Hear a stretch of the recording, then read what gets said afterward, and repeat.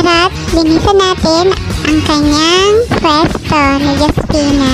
Kailangan natin palitan to ng yung pa-training pad niya kasi medyo puno na.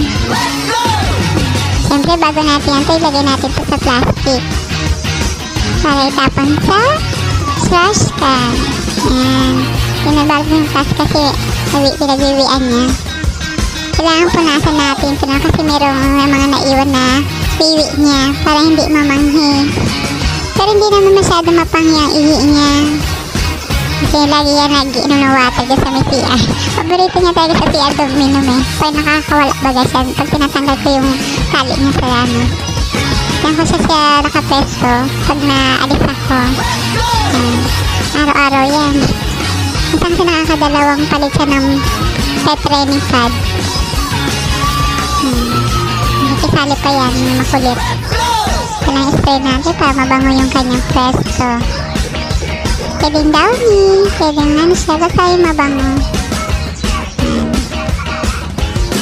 Yung sanay naman siyang umihi dyan.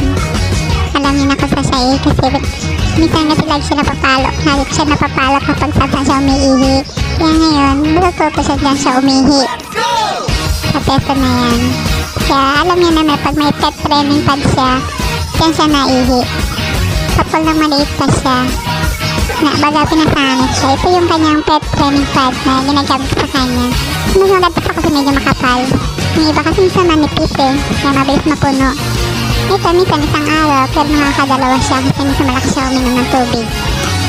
Nilalagay natin dito. Ito yung, ayan. Ito ay size large. Large kasi yung medium medyo ano na maliit sa kanya. Malaki na si Jaspina.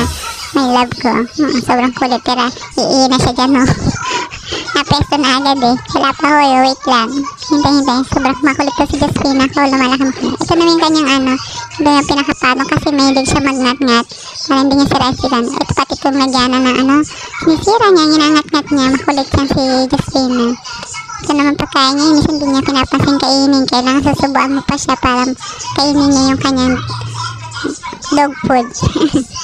Kailangan susubuan pa yan. Doon, pag sinusubuan siya. Pero pag talagang gutom na siya, pinakain niya talaga yan. No choice. Si Aliga ng Jaspina, kailangan tayo magpaalam. See you next video.